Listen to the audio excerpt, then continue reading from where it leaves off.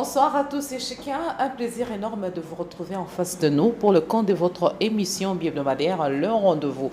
Voilà, pour ce soir, nous avons le plaisir de recevoir une fois de plus le président du RAPEC, comprenez, Rassemblement des agriculteurs, pêcheurs et éleveurs du Congo. Ces partis politiques existent et les partis politiques se préparent pour les élections générales de décembre 2023. Il est aussi président de l'Union nationale des agriculteurs, pêcheurs et éleveurs du Congo. Lui, c'est M. Pierre Boukassa. Avec lui, nous allons parler de l'actualité, ainsi de suite. Monsieur Pierre, bonsoir. Bonsoir. Merci d'avoir répondu à notre invitation. C'est un plaisir pour En forme. En forme. Comment, de prime abord, se porte votre parti politique et les RAPEC, Rassemblement des agriculteurs, pêcheurs et éleveurs du Congo? En tout cas, je vous dirais que ça va. Nous n'avons pas à nous plaindre du moment que les agriculteurs sont bien présents. Vous savez que 70 à 80% de notre population ne fait que l'agriculture. Donc ça va pour nous jusque-là. Et je sais que pour les comptes de l'INAGRICO, vous militez pour la libération des sites des agriculteurs. Où vous en êtes exactement? J'ose croire que vous avez suivi notre combat depuis 2001. Et au jour d'aujourd'hui, il y a beaucoup de sites qui devaient normalement disparaître, mais qui ne le sont pas, juste à cause de ces combats que nous avons menés. C'est qu'on peut dire que nous continuons. De toute façon, c'est la raison pour laquelle nous avons préféré créer un parti, parce que nous avons compris que sans avoir l'immunité, sans être soutenu par le gouvernement ou le pouvoir en place, c'est très difficile d'organiser le secteur agricole. Monsieur Pierre, vous êtes réputé pour votre fluidité verbale. À un certain moment, on parlait de bientôt la cartographie des agriculteurs, ainsi de suite. Est-ce qu'aujourd'hui, on peut conclure que la RDC a une cartographie des agriculteurs, pêcheurs et éleveurs du Congo? Madame, je veux vous dire que c'est mieux qu'on se pose cette question après les élections. Parce que qu'on le veuille ou pas, au jour d'aujourd'hui, j'ose croire que c'est plutôt les élections qui tiennent à cœur nos autorités qu'aller dans le secteur ou aller dans notre bon vouloir de faire quelque chose pour notre secteur. Donc attendons que les élections puissent passer et après on verra maintenant pour la cartographie et pour tous les projets que nous avions soumis ici ou que nous avions parlé ici à l'antenne. Et vous justifiez cette réponse comment? Pourquoi après les élections de 2023? Vous savez, madame, d'abord nous sommes en pré-campagne. Donc en ce moment-ci, tout le monde est préoccupé par ce qui va devenir. C'est déjà les 18 novembre que la campagne, le go de la campagne sera donné par la CENI. Le go de la campagne sera donné. Et jusque-là, je ne peux ni critiquer, ni dire quoi que ce soit sur le gouvernement, parce que je peux influencer dans le bon ou dans le mauvais sens si je me prononçais trop. Mais sachez que ce à quoi nous nous attendions, le timing était trop court pour le gouvernement. Vous liez la cartographie des agriculteurs au régime prochain. Au régime prochain. Pourquoi? Au régime prochain parce que maintenant, c'est trop court. On n'a pas le temps. Qu'on le veuille ou pas, en 2 mois ou en 1 mois, vous ne pouvez rien faire. Et tout ce qu'on prendra comme mesure pour le moment, on dira toujours c'est lié à la campagne, c'est parce qu'il y a la campagne qu'on est en train de faire ça. Mais notre plus grand souci, c'est que notre secteur soit bien organisé et qu'on puisse nous accorder la possibilité d'avoir vraiment des bases solides pour pouvoir travailler. Vous savez que vous parlez de la cartographie et la loi sémencière et le code agricole qui devait être étoffé. Il y a beaucoup de choses. Et en plus de cela, même le financement qu'on est en train de dire tout le temps dans notre secteur. Raison pour laquelle il faut avoir des députés, agriculteurs, pêcheurs et éleveurs. Vous savez, madame, nous avons le regret de le dire à chaque fois. Ça fait plus de 30 ans que moi je suis dans ce domaine. Et en étant dedans, j'ai toujours regretté sur le fait qu'on prend l'agriculture comme un tremplin, mais pas réellement comme un secteur qui peut faire émerger notre pays. Vous comprenez?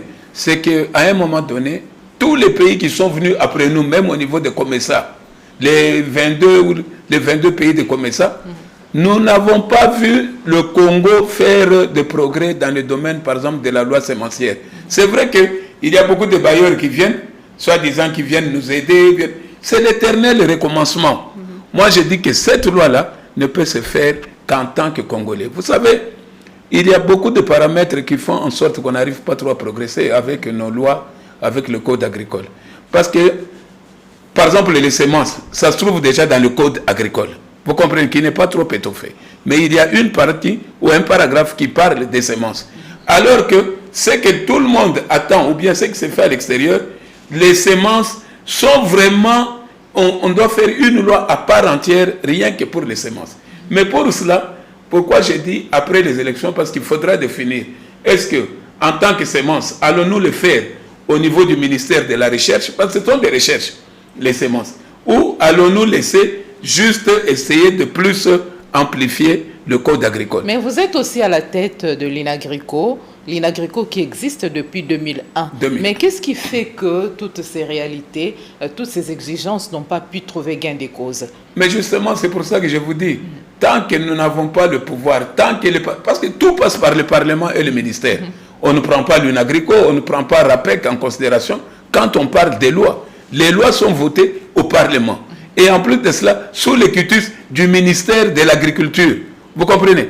Tant que nous n'avons pas ce pouvoir-là d'agir dans ce domaine-là, ou bien d'être parmi les décideurs, c'est très difficile. C'est comme ça que vous nous voyez, depuis un certain temps, aller vers la politique.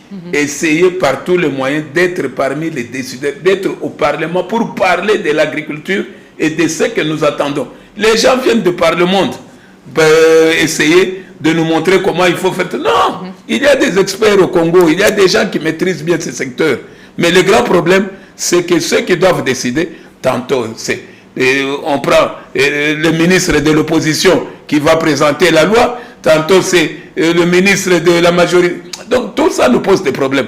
Et nous-mêmes, agriculteurs, nous ne nous retrouvons pas. Ce qui fait que nous tournons en rond. Ce sont des accords, des alliances politiques. Des alliances politiques. Pour l'intérêt, bien sûr, de la population. Mais le RAPEC plaide pour la représentativité des agriculteurs. Ma soeur, retirez quand même pour l'intérêt de la population. Je ne crois pas que ce soit pour l'intérêt de la population. Jusque-là, c'est pour le freinage de la population. On freine la population. Parce que sans ces lois-là, sans ces différentes lois, nous ne pouvons pas avancer dans les secteurs. Donc, il n'y a pas d'intérêt de la population. Pour qu'il y ait intérêt de la population, il faut qu'on s'y penche sérieusement et qu'on comprenne là où on va et ce qu'on veut. Et le RAPEC est là, vous tenez à tout prix voir comment changer les choses, que les agriculteurs soient valorisés. Mais vous plaidez pour la représentativité des agriculteurs. Le RAPEC, votre parti politique qui regroupe les agriculteurs, pêcheurs et les verts du Congo, ça va se faire comment? C'est un peu de nous parler de ça, de décortiquer ce que vous voulez bien. Vous savez, au niveau du RAPEC, nous avions demandé à tous nos membres de pouvoir, ne fût-ce que se présenter à tous les niveaux de ces élections. Qu'on ait des bourgmestres qui viennent de notre secteur, des gouverneurs de province. Les élections présidentielles. Non, pas les présidentielles. Jusqu'à présent, législatives, nationales et provinciales. Nous voulons qu'à tous les niveaux, il y ait des agriculteurs. Les conseillers communaux. Les conseillers communaux. Et je peux vous dire que dans beaucoup de provinces, RAPEC est présente. Et en plus de cela, nous osons croire que, compte tenu du nombre de la population qui est dans notre domaine, RAPEC aura beaucoup de candidats qui vont passer. Voilà, aujourd'hui nous parlons de la faim, cause et solution.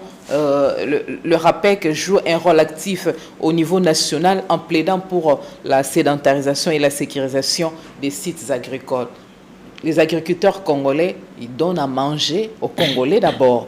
Mais comment est-ce qu'on peut quelle est la solution adéquate pour arriver à mettre fin à la faim? Et quelle est la cause de la faim? Quelles sont les solutions? Je vous ai toujours dit ici, sur ce plateau, que tant que nous allons imiter, ou tant que nous dépendrons des bailleurs de fonds qui viennent avec des projets de l'extérieur, ça nous sera très difficile. De tel que vous voyez les choses, c'est qu'il faut que notre gouvernement s'y penche sérieusement. Vous comprenez? Il faut qu'on sache dans chaque province, province par province, quelles sont les filières que nous pouvons développer et qui sont ceux qui peuvent essayer de suivre tous ces projets-là. Tant que nous allons naviguer à vue, sans programme adéquat pour le pays, et que nous allons juste, on touche ici, aujourd'hui c'est le maïs qui est prioritaire à Kinshasa, le Bandundu fait aussi le maïs, mais on ne sait pas quels sont les besoins. Nous devons quantifier les choses. À des termes clairs, je veux que vous puissiez nous parler de la faim, cause et solution. C'est ça. Pourquoi y a-t-il faim? Parce que nous naviguons premièrement à vue. Et deuxièmement, on veut tout faire sans pour autant faire quelque chose. Il faut qu'on sache à Kinshasa quels sont les besoins en maïs, par exemple, parce que ce sont des denrées. Il faut voir ce qui est important comme céréales à Kinshasa. Par exemple, le maïs, on a besoin de combien de tonnes? Le ministère le sait. Mais malheureusement, on n'arrive pas à faire ce que vous avez appelé là la cartographie au départ, qu'on sache sur quelle terre allons-nous cultiver ce maïs, sur quelle terre allons-nous cultiver le manioc, et la quantité dont on a besoin par mois et par an. On commence et on extrapole maintenant. Voilà, pour qu'on arrive à 1 600 000 tonnes de maïs régulièrement, il nous faut telle superficie et telle population à travailler avec. Pour le manioc, la même chose.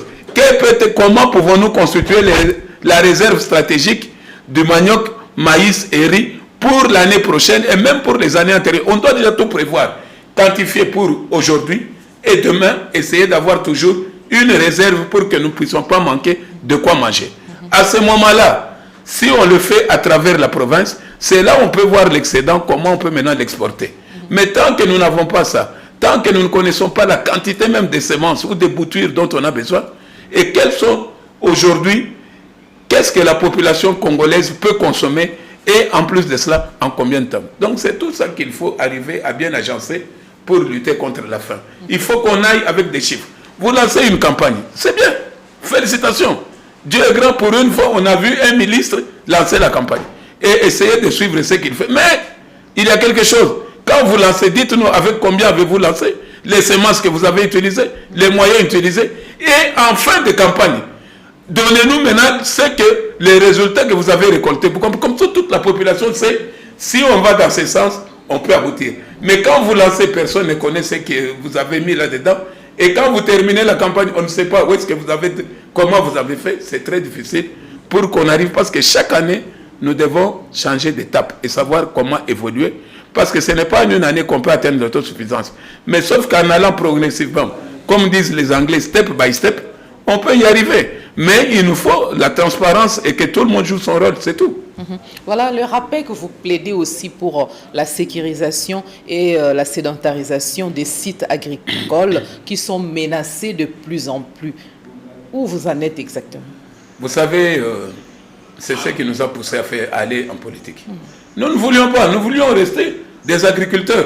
Mais en voyant ce qui se passe, chaque fois qu'il y a un gouvernement, il y a changement de territoire, il n'y a pas la continuité de la chose publique. Vous comprenez? Il y a des sites où on a déjà des documents de démolition, où on nous a promis plusieurs fois. C'est vrai, pour la campagne ici, je suis sûr qu'on va démolir quelques sites, parce que les gens aimeront s'attirer la sympathie des agriculteurs. Mais ce n'est pas ça. Il faut qu'on sache ce que nous allons démolir et comment allons-nous nous prendre, et même l'échéancier de démolition.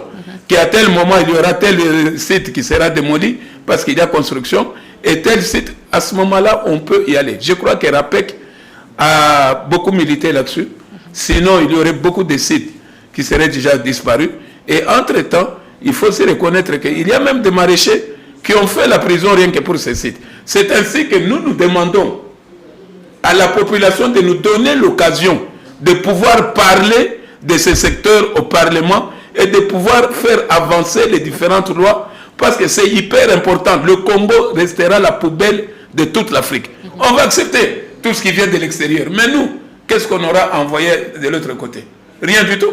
Ils vont nous envoyer des semences. Comme vous n'avez pas les normes à accepter, vous allez accepter n'importe quelle semence parce que ça vient de la Zambie, ça vient de l'Égypte, de la Tanzanie, vous acceptez. Mais il y a des normes que nous devons respecter. Et nous-mêmes, que pouvons-nous envoyer à l'extérieur? Je vous dis, dans le catalogue sous-régional, il n'y a même pas de société congolaise ou de semences d'ici qui sont inscrits dans les catalogues sous-régionaux.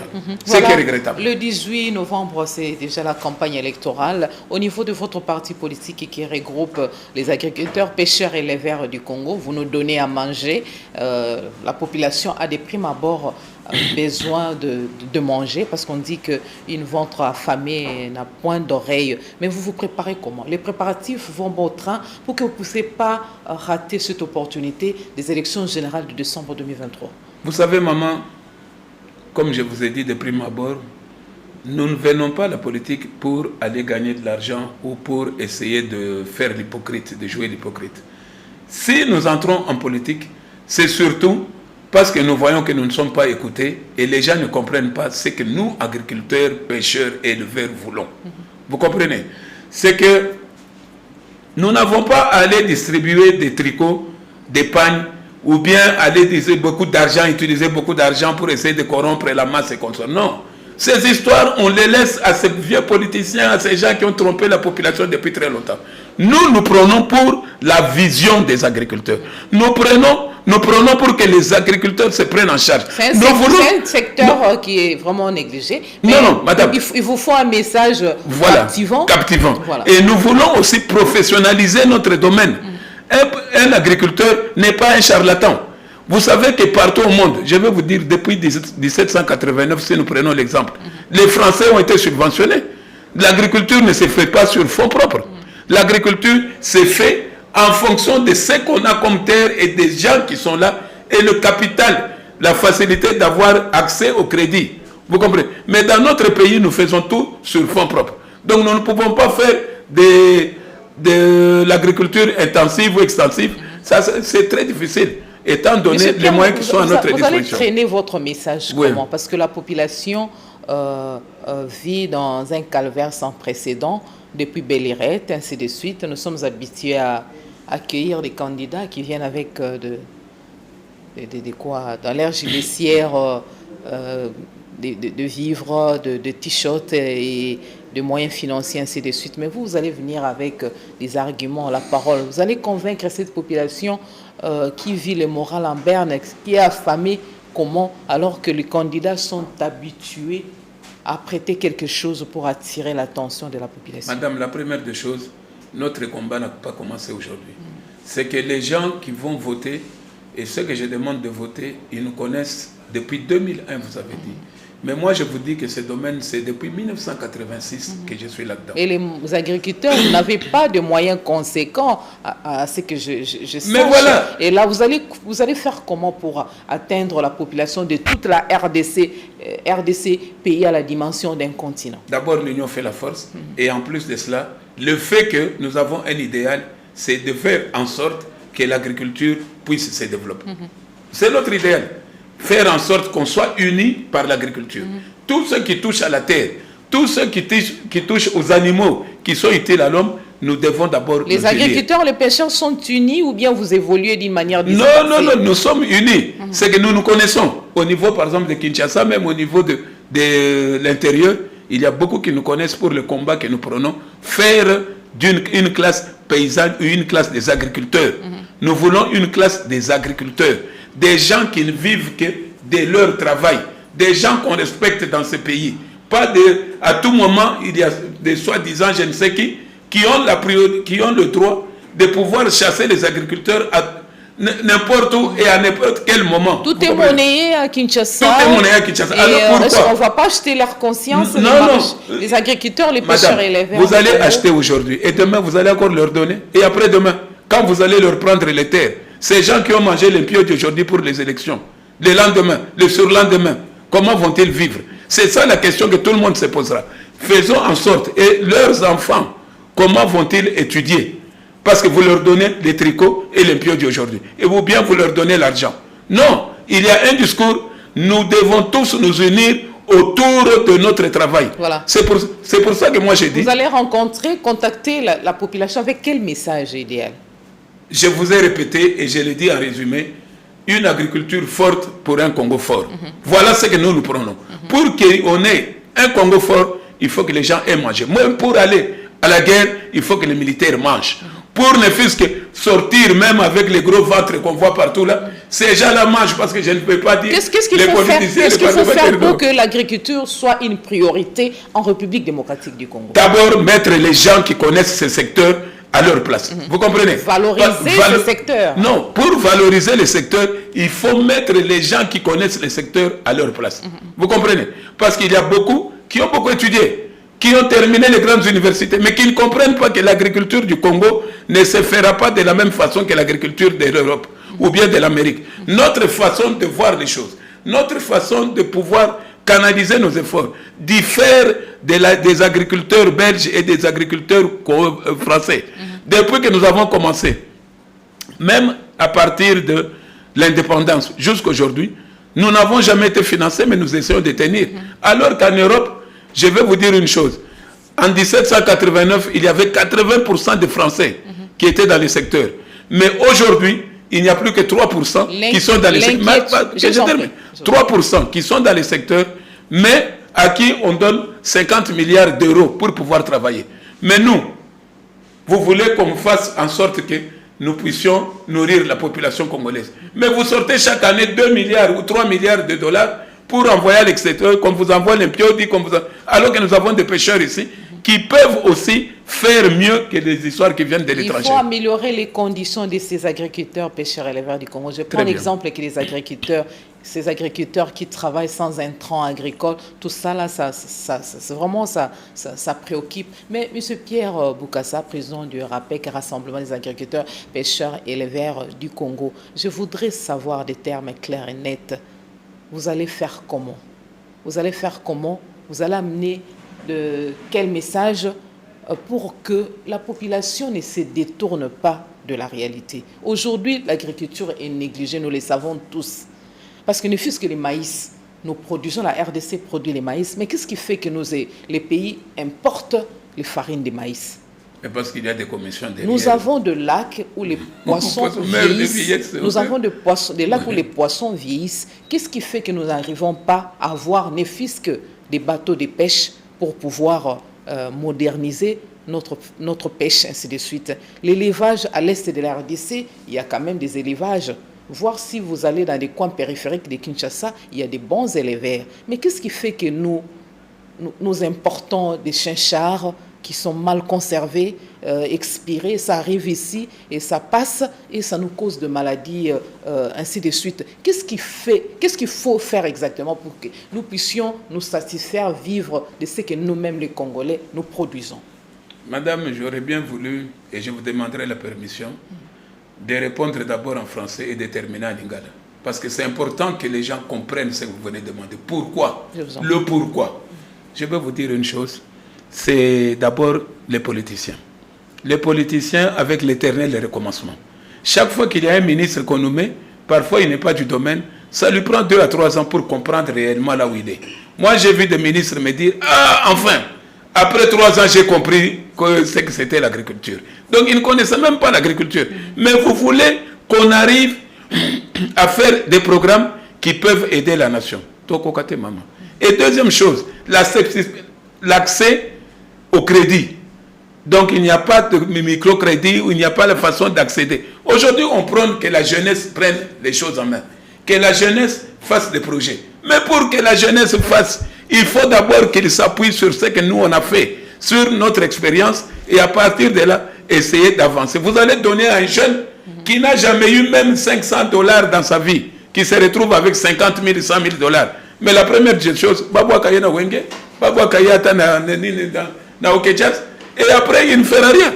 Il faut d'abord l'encadrer. Encadrement l'encadrement de nous autres Congolais qui connaissons nos périodes, qui connaissons les semences, qui connaissons notre sol. Tout ça, ça demande des études. Et ça prend du temps, maman. C'est pour ça que pour faire l'agriculture, quand vous commencez une culture, sachez que ça va vous prendre 5 ans avant que vous puissiez la comprendre.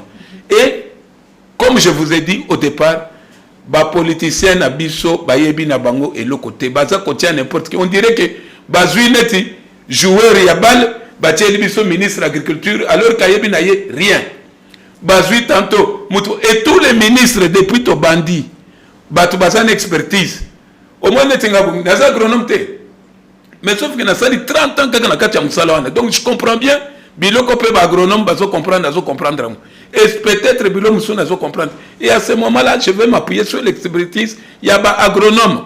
Donc, on a ensemble pour faire quelque chose. Mais pour que le message passe, ma soeur, mettons l'homme qu'il faut à la place qu'il faut. N'allons pas par sentiment. Oh, il ne comprendra rien à Congo. Mais maman, il y a beaucoup de paramètres qui font qu'en une émission, je ne peux pas tout vous dire. Mais ce qui est important, nous sommes tout près des Mais vous qui êtes du domaine, mettez-vous ensemble, parlez le même langage et évoluez. Mais ce que vous oubliez, c'est qu'ici, même quand vous parlez le même langage, Tant que les chefs font la sourde oreille, et que les canangotés, il faut tout la vérité. C'est pour ça que tu es dans la politique. Biso, tu es dans la politique. Au moins, j'ai jamais fait la politique, ni époque à Mobutu, ni il y a Kabila, ni même il y a Tshisekedi, mais maintenant, à cause il y a comme on entend toujours Kende Namboka, et parce que nous aimons notre pays, nous sommes obligés, comme les militaires se sacrifient au front, nous aussi nous voulons nous sacrifier pour notre domaine.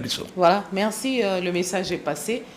C'est avec M. Pierre Boukassa, président du Rassemblement des agriculteurs, pêcheurs et éleveurs du Congo que nous sommes en train de nous échanger. Nous allons évoluer, parler du processus électoral. M. Pierre Boukassa, en décembre 2023, la République démocratique du Congo va vivre un cycle électoral regroupant plusieurs scrutins présidentielles, législatives, nationales et provinciales et les élections communales, vous voyez, élire les conseillers communaux. La Commission électorale nationale indépendante prépare bien ces échéances, vous trouvez? Madame, vous voulez que je vous réponde franchement? Moi, pour moi, bien préparé ou ne pas préparé, ceux qui vont avoir la masse passeront. Et j'ose croire qu'en ce moment, il n'y a pas d'autre alternative qu'aller aux élections. Et on les fait confiance. Alors, on a connu Malou Malou, on a connu le pasteur là, Sengo Imulunda. Pourquoi à cette époque-là, on ne se posait pas toutes ces questions? Et pourtant, on a suivi la magouille que tout le monde a fait à ce moment-là. Allons aux élections, que les meilleurs gagnent. Non, mais l'IDPS, entre autres, était contre. Mais l'IDPS était contre. Monter au créneau pour fustiger certaines réalités. Monter au créneau, mais ils acceptaient les résultats des urnes. Je n'ai pas entendu. La société civile était derrière la CENI pour suivre la CENI à la lettre. Mais même maintenant, mais aujourd'hui c'est la même chose. Aujourd'hui c'est la même chose, qu'il n'y ait pas de dérapage. D'ailleurs, maintenant c'est encore mieux. On demande à tous les partis politiques, là, les 850 partis, d'avoir leurs propres témoins, de pouvoir suivre ce qui se passe. Et même la communauté internationale de faire venir leurs témoins aussi. Non, maman, de ce côté-là, laissez la CENI faire son travail. Allons aux élections, que le meilleur gagne. Dans le cabanite, parce que ça nous retarde beaucoup, maman. Chaque fois que nous voulons avancer, c'est le bruit de boîte. Nous voulons avancer, non, on conteste le président. On a contesté le président aux États-Unis. Mais pourquoi l'autre est resté et il continue toujours à diriger? Et chaque fois chez nous, il y a toujours des contestations à contester. Mais quand est-ce qu'on va bâtir ce pays? Quand est-ce qu'on va développer le pays? À 2 mois ou 1 mois et demi de la tenue des élections, les doutes et les critiques s'accumulent. Et là, vous restez... Quel doute et critique? L'opposition, par exemple, l'opposition critique ne croit pas à la tenue des élections le 20 décembre 2023, comme la CENI nous semble le dire. Pourquoi? Parce que jusqu'à maintenant, le déploiement des kits électoraux sur l'étendue du territoire national s'est fait à petits pas et pas à pas des géants, alors que le temps est limité. Et on s'est dit, il y a des problèmes logistiques, il y a des problèmes de l'insécurité à l'est de la République démocratique du Congo. La CENI est butée à de sérieux problèmes financiers, ainsi de suite. Est-ce que ça ne sera pas des élections biaisées de l'histoire de la RDC? Merci. Parce que déjà, il y a un sérieux problème avec les cartes des électeurs. Merci, madame. Il y a 4 cycles passés, mais les cartes des électeurs que nous avons maintenant, son état laisse à désirer. Madame. La carte, en tout cas, son état laisse à désirer. Vous savez on se demande, est-ce que cette qualité de la carte ne va pas répercuter sur la qualité des élections aussi? Madame, vous savez pourquoi j'aime venir à vos émissions? C'est parce que nous parlons en toute franchise. Je vais vous dire quelque chose. Toute action d'être humain n'est jamais parfaite. Et en plus de cela, j'aimerais aussi vous dire quelque chose quand vous parlez des opposants. Moi, ça fait plusieurs fois que je passe ici. Ce ne sera pas des élections opaques? Non, non. Je viens chaque fois ici chez vous. Je vous ai toujours répété, pour moi, je ne vois pas d'opposants. Je ne vois pas une opposition dans ce pays. Il faut qu'on se dise la vérité. Non, mais il y a Martin Fayulu. Non, Martin est opposant de ses propres... S'il vous plaît, M. Pierre, il était au Kasaï central et puis au Mbujimaï. Oui. Vous avez vu les répartitions. Qu'est-ce qu'on a vu? Même moi, attendez que moi aussi j'aille au Kasaï, vous allez voir le nombre de gens qui vont venir. Attendez que j'aille dans les bandes, tout ça, c'est rien du tout. Parlons des idées, parlons des projets de société qu'on nous donne, parlons des personnes qui sont au moins, quand elles parlent, tu sais un politicien, quand une personne parle, c'est 100 millions de Congolais qui l'écoutent. Quand tu es comme une comment on appelle ça, girouette, c'est qu'aujourd'hui tu dis une chose, demain tu dis autre chose. Non, si moi je décide aujourd'hui en tant qu'opposant, je ne vais pas aller aux élections avec mes gens, je n'irai pas. Mais ne changez pas en cours de route que non, eux qui ont déjà raté, vous voulez partir, vous allez partir avec qui? Donc vous contredisez l'opposition, le processus électoral n'est pas mal engagé? Non, le processus électoral n'est pas mal engagé. Tout ce que nous avons connu, tout ce qu'on connaît aujourd'hui, nous l'avons connu. Je ne sais pas, ça c'est des histoires, madame, qu'il faudrait parler avec les jeunes qui sont nés peut-être en 2020, 2010, mais pas nous autres de 1960 et 1950. Non, ne nous parlez pas de ça. Parce que nous avons connu différents processus et nous avons vu comment ça aboutit et comment on a élu des présidents. Ce qui se passe aujourd'hui là, ce sont des conséquences du passé. Vous comprenez? Ça s'était déjà passé avec Kabila, jusqu'à aujourd'hui avec Tshisekedi. Laissons que le meilleur gagne. Vous savez, on peut tout faire pour sur les 26 candidats que la CENI a validés, lesquels vous inspirent confiance, vous aspirent confiance? Moi, aucun. Il n'y a que Tshisekedi seul que moi je vois jusqu'à présent. Parce que lui a dirigé, nous pouvons le juger qu'il est mauvais ou il est bon. Mais tous les autres, tel je connais à cause de l'équipe de football, tel je connais parce qu'il danse bien, tel je connais parce qu'il a fait les histoires de femmes, Non! Maman, nous devons les juger à l'œuvre. Par exemple, Samala, le Premier ministre. Pourquoi pas les projets des sociétés de chaque candidat aussi? Est-ce que vous avez vu ça? Vous avez déjà vu ces projets-là? Vous avez vu la différence? Ils viennent tous parler du peuple congolais. Qu'est-ce qu'ils peuvent nous apporter, nous, en tant que peuple congolais? Je peux citer Noël Tchani. Tchani a fait quoi? Projet de société. Quel projet de société? Docteur Mukwege. Docteur Mukwege, maman. Arrêtez avec tous ces gens-là. Sanga. Arrêtez, écoutez, moi. Surnommé les politiciens intelligents. Mon Dieu, mon Dieu. Arrêtez de me citer tous ces noms-là. Vous connaissez bien que ces messieurs ne feront rien en 5 ans. On leur donne le pays aujourd'hui, avec la guerre qui sévit à l'Est. Vous les prenez, vous dites, monsieur, tel, je refuse de citer les noms, vous devenez président. Et Martin Fayulu, les candidats populaires. Non, oubliez la médecine, dirigez le pays. Alors montrez-nous comment vous allez faire en sorte que la guerre se termine. Oubliez Moïse Katumbi, l'influent. Maman, l'influent pour qui? Pour qui? Vous parlez d'influence dans quoi? Il était à l'Équateur. Il était à l'Équateur, quoi. Non, ça, je ne veux pas entrer un discours qui a rencontré la sentiment de la population de ce coin du pays. Je ne suis pas là pour parler des différents candidats. Je vous ai donné mon point de vue. Je vous ai dit, tous ces messieurs-là, un à un, je les connais aussi bien. Donc quand je dis je les connais, je ne les connais pas comme vous et moi quand vous m'invitez comme ça. Il y a certains que j'ai eu même à rester avec eux et parler. Donc je connais pas mal de gens et je ne vois pas comment un rebelle qui a tué beaucoup de gens et devient aujourd'hui président de cette république. Je ne vois pas comment un monsieur qui sort de Panzi ou Pinza ou quoi, qui vient ici pour être président sans être rodé. Ça va encore nous prendre, ça va encore nous retarder de 5-10 ans. Nous devons continuer. Vous savez, j'ai suivi un président français qui a dit, on ne peut pas parler du développement d'un pays en 5 ans pour un président. Il lui faut au moins 10 ans pour maîtriser, parce que les 5 premières années, il étudie ce qu'il faut faire pour son peuple. C'est les 5 dernières années, ou le deuxième mandat, que le monsieur peut faire quelque chose. Devons-nous tout le temps recommencer à zéro? Devons-nous tout le temps attendre que les gens comprennent ce que le pays veut? Nous avons quelqu'un qui est là. Aidons-le d'abord à terminer ses 2 mandats. Quand il va terminer, on va juger maintenant. Qui peut pouvoir faire la continuité de ce que l'autre avait commencé? Mais ne nous acharnons pas à être président. Moi, je ne sais pas pourquoi les gens veulent à tout prix être président. Parce qu'ils gagnent des millions, parce qu'ils veulent avoir beaucoup de maîtresses, parce qu'ils veulent voyager. D'aucuns pensent que Denis Kadima, le 20 décembre, va nous exposer à une exécution d'une vaste opération de fraude massive. Fraude pour qui? Fraude pour qui et envers qui? Qu'on le veuille ou pas aujourd'hui. En faveur d'un candidat que lui seul connaît les noms, par exemple. Nous sommes Congolais. Nous nous regardons en face, les yeux dans les yeux, comme on dit. Croyez-vous qu'il y ait quelqu'un aujourd'hui, à votre niveau, qui peut battre Tshisekedi? Ne soyons pas partisans. On laisse tout de côté. Au contraire, ce sont les opposants là qui évitent d'aller aux élections parce qu'ils savent qu'ils n'ont pas de population, ils n'ont pas la masse. Qui va répondre à cette question. Mais c'est là. Mais on fait un sondage. Mais pourquoi les sondages existent? Pourquoi on fait des sondages? Parce que tout le monde le sait. Vous êtes là à Kinshasa. Dites-moi aujourd'hui. Ce n'est pas que... Et moi, je ne fais pas les sondages. Non, mais je vous dis quelque chose. Vous voyez de tous ces gens-là. Moi, je les aime bien. Mais je vais vous le dire en face, pas en tant que partisan de Tshisekedi ou quoi que ce soit. Non.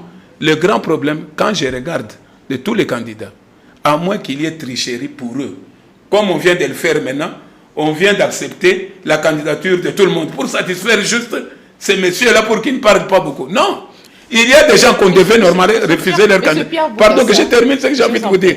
On devait normalement, pour montrer qu'il y ait justice dans notre pays, il y a des candidats qui ne devaient pas se présenter. Parce que vous me parlez de 26. Moi, jusque-là, j'avais 24 en tête. Maintenant, 26. Je ne connais même pas les deux autres qui se sont présentés. Nous sommes en démocratie. Nous sommes en démocratie, même 50.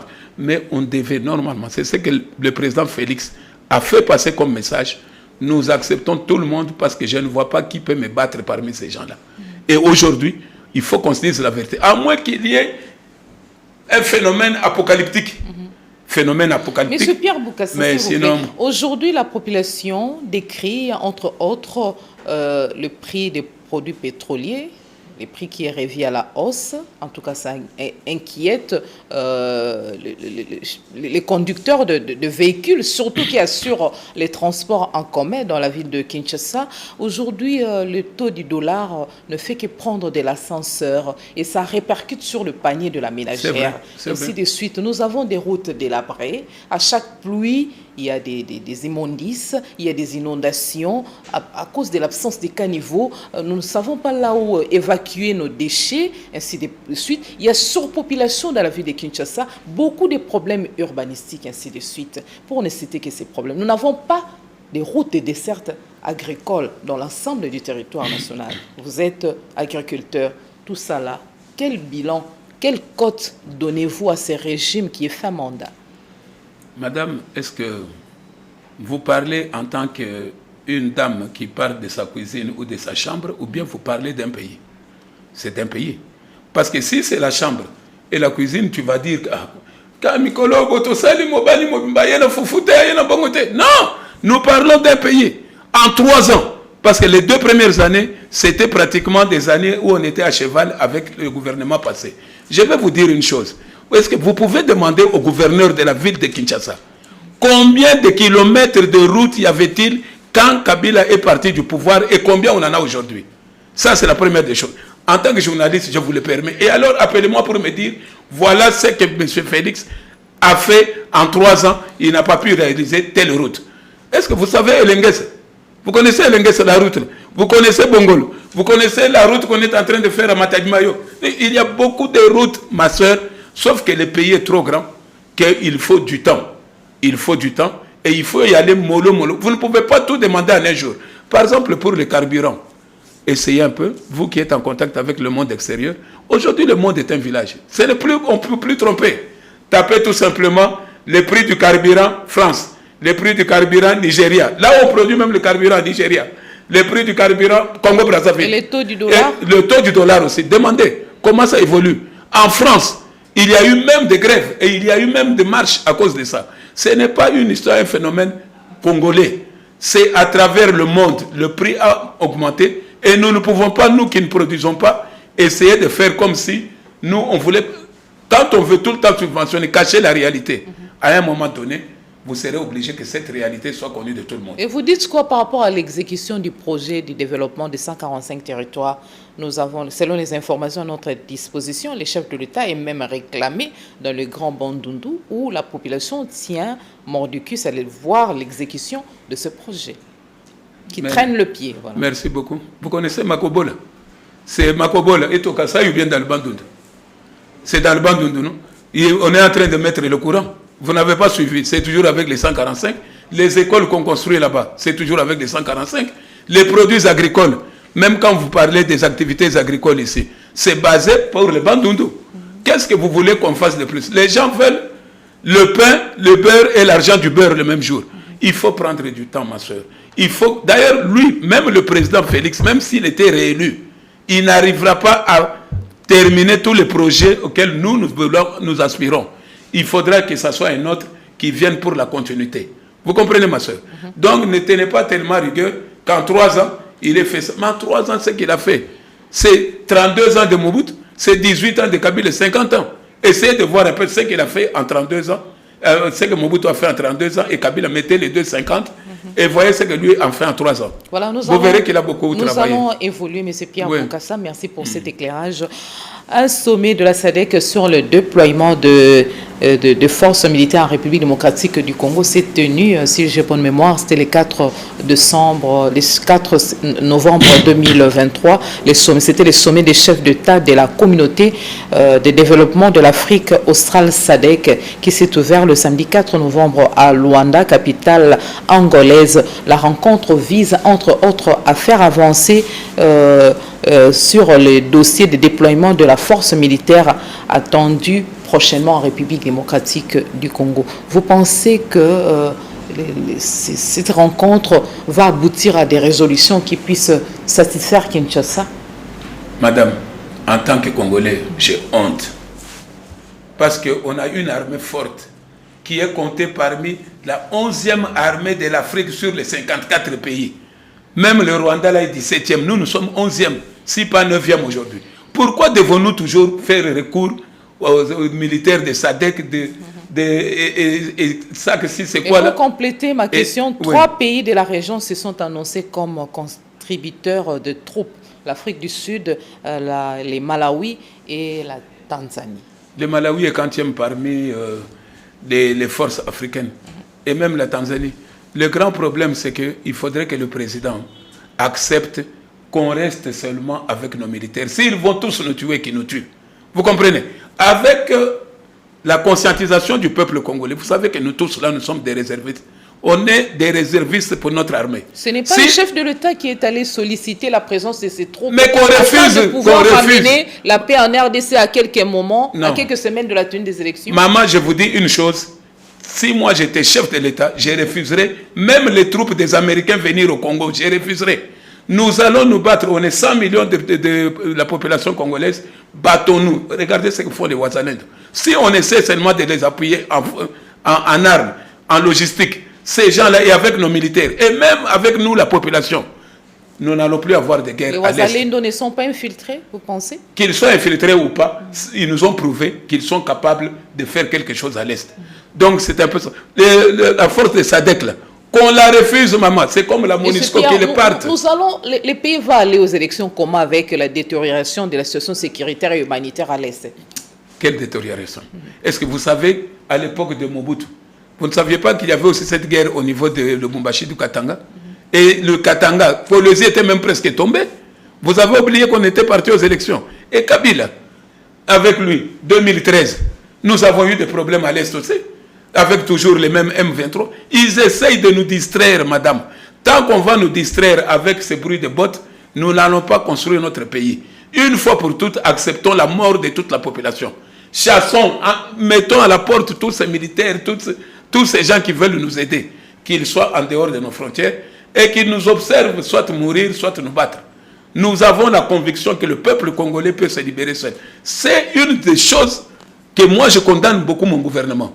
Et que même si moi j'étais au Parlement, je ferais en sorte de leur dire en face, arrêtez avec vos accords bidons dont vous nous amenez ces gens-là qui ne sont même pas forts, mais qui viennent tout simplement pour nous voler ou essayer de profiter de nos femmes ou essayer de faire du n'importe quoi dans notre pays.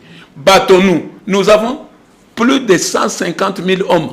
Là, il y a 40 000 qui viennent de sortir. Tous ces gens nous envoient toujours 2 000, 3 000 hommes. Donc il n'y a que eux et pas nous. Vous ne craignez pas plus tard qu'on parle de la balkanisation? C'est un peu tard. C'est petit Rwanda, mais en même temps grand. Non, pas grand. Pas nous Maman, enlevez grand. En nous tirant par les gens. Enlevez le terme là grand. Enlevez grand. Moi, j'étais au Rwanda il n'y a pas longtemps. J'ai vu ce que c'est le Rwanda. Ce n'est pas un si grand pays. Sauf qu'ils sont organisés mieux que nous. L'Est de la RDC est très perméable. Non. Là, si vous n'allez pas me contredire. Maman, je vais vous dire une chose. Ils sont peut-être un peu organisés mieux que nous. Parce que nous, ici, la plupart des gens, il y a le laxisme. Vous comprenez? Par exemple, pour les militaires, il fallait que tous les militaires qui volent, ne fût-ce que le peu d'argent qu'on envoie au front, là, la nuit, on les zigouille tous. On les tue. Pour qu'il y ait une certaine discipline, il faut que ce qui appartient aux militaires, ça leur arrive. La nourriture aussi, que ça arrive là-bas, vous verrez que nous sommes assez forts, maman. Ce qui nous manque, j'insiste tous les jours, c'est l'organisation. L'organisation du pays. Et à quand la récupération des territoires? Nous allons récupérer, même si ça prend combien de temps? Et la guerre de 40-45, ça a duré combien de temps? Et finalement, la France n'est pas France, n'a pas récupéré ses territoires. Vous voulez dire qu'il n'y a que nous qui avons connu ça? Arrêtez, Avec madame. la recrudescence des violences à l'Est, donc certains Congolais ne vont pas voter, Non. remplir ces devoirs Madame, civiques impérieux pour tout Congolais. Madame, attention. Si sur 100 millions d'habitants, 10 millions ou 5 millions ne votent pas, il faut savoir que c'est le nombre, la majorité qui compte. Ce n'est pas que nous allons tous voter parce qu'il y aura toujours ceux qui vont s'abstenir, Voilà. ceux qui ne vont pas voter. Vous comprenez? Donc ne parlez pas de ça. Allons aux élections. N'ayez pas peur.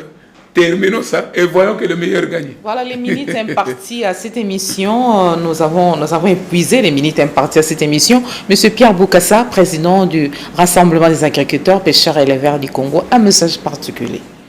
Moi, je vais juste... Un peu de mots, je vais juste demander aux agriculteurs, aux pêcheurs et éleveurs de croire en nous. Ils nous connaissent, ça fait plus de 20-30 ans.